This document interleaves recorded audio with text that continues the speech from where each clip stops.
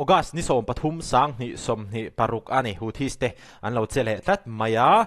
mi paruk an lo that le taw ani mi li si boy chodon zel ni langa kan reaction tak tak ma le in ngai thak tui tak tak ma ka hril du cheu chu in decor te hi an ni in decor te hian hei window blinds moi tak tak nal tak tak tu na thalaka in huang hianin hetiang hi an ron boi pui theya tin servicing an ti thei boka in chung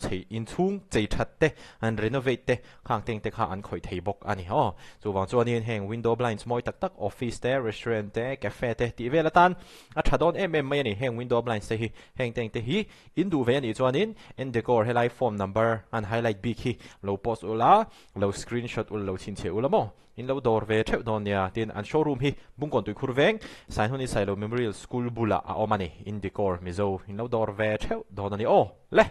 riek tanang. Starting with our West Asia updates, at least 6 people have been killed after strikes by the Iran-backed Houthi rebels on Iran te hi chuanin boy te hi an va han thlen ngun mol tak khove la hian an ma ni mai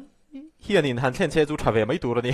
a thave mai tur ga ti te po tha chuang lawa but at least an ma ni tlong ani le kha chuanin azia na chen khala om ve mai theya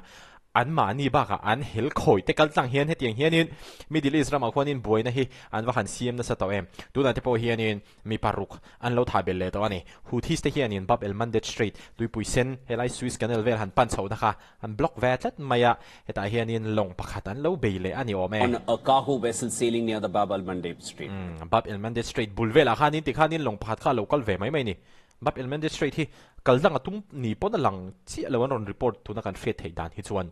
khatianga long local kha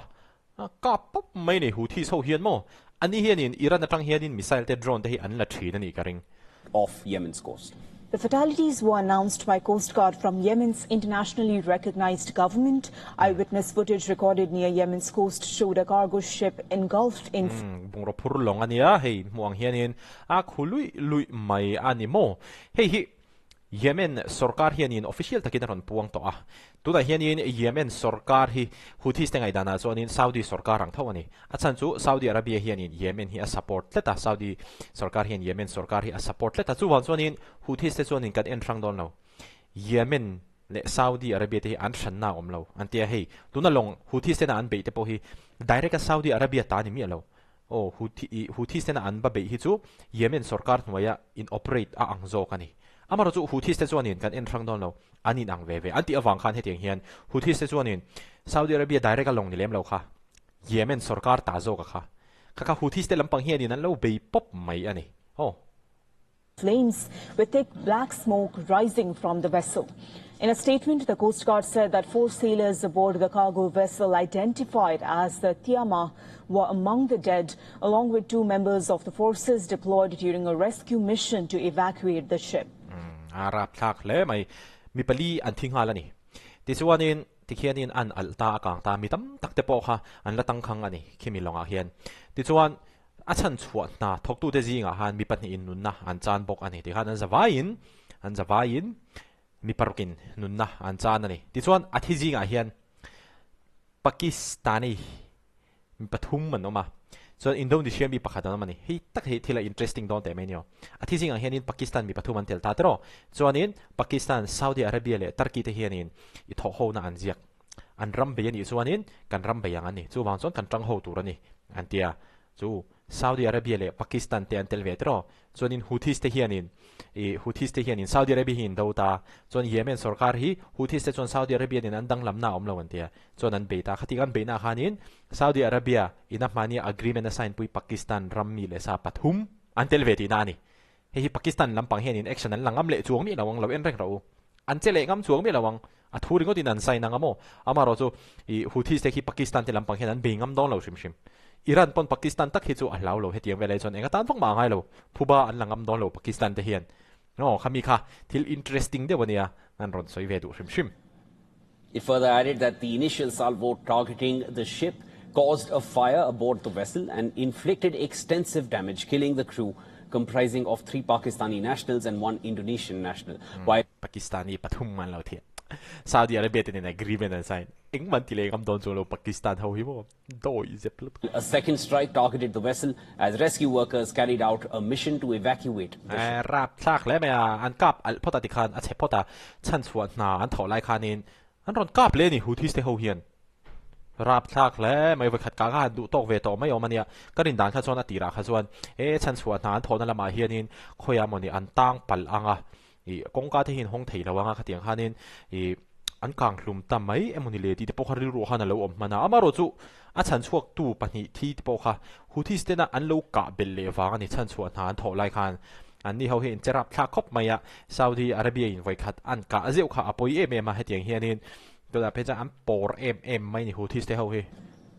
A Houthi media outlet later reported that the group's armed forces targeted a ship on Tuesday in the Bab al-Mandeb Strait that it said was carrying Saudi military equipment.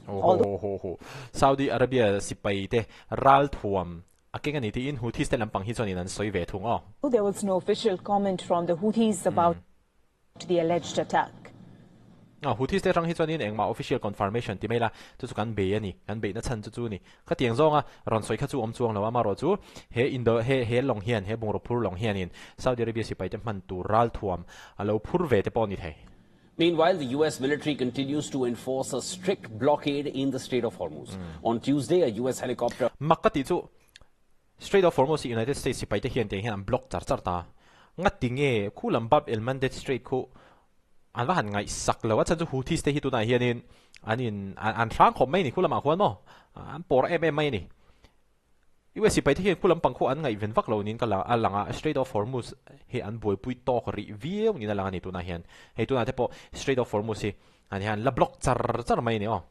fired missiles into the engine room of a Panama-flagged cargo ship that attempted to break the American blockade of Iran's ports. In a post on X, the U.S. Central Command said that U.S. Navy's MH-60 helicopter fired Hellfire missiles. Hemi hi chu ni min lama kan react no Strait of Hormuz a han lo ka ple in ka na ha lo thleng le dewa US Navy helicopter hianin Panama flagship he longa hi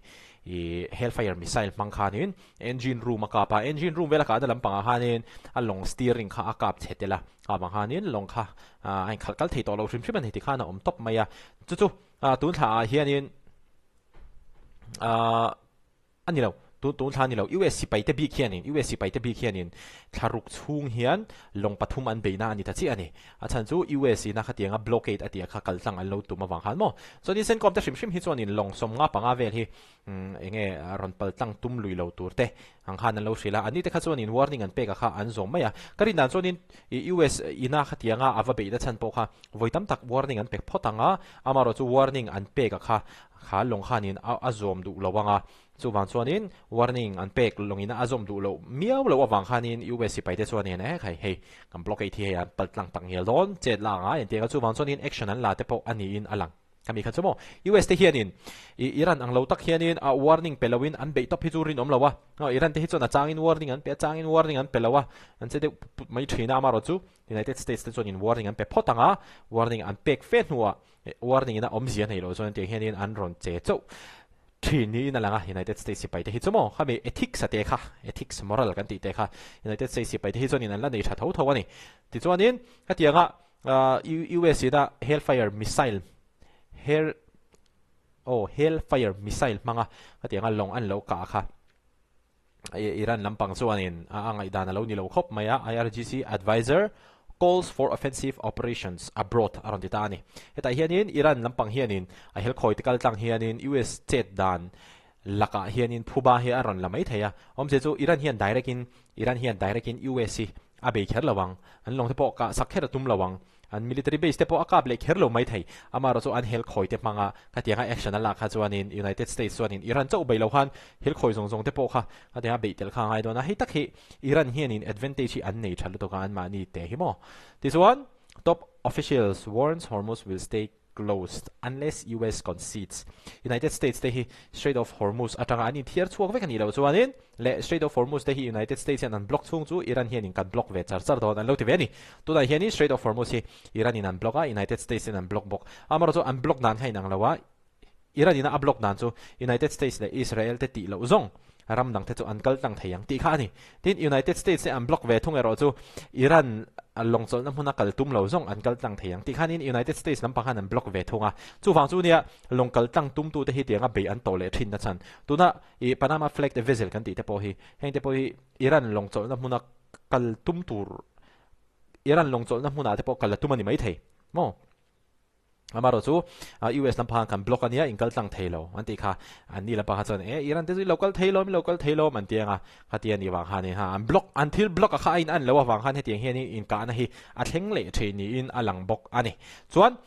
Iran lampang hian in conditions include the release of frozen assets and ending conflicts in Lebanon and Gaza US te na deal kan siam don ani chuan ni Lebanon ati hen Israel te hen boy dan siam to tur ni lo Gaza te po Israel ten boy dan siam to tur ni lo in thiar chuak tur ani ti khani amaro chu hei tak hi Israel te hian in withdraw ve vek chuan Lebanon na Hezbollah te chuan Lebanon na Hezbollah te chuan in Gaza a Hamas te atang hian in Israel te hian beyan to le pal kha chuan kha Israel tan kha chuan risk kha lo sang ve le tho bok ani so wan chuan he boy na hi chu an ching fel hlei thei don lo ni in alang ani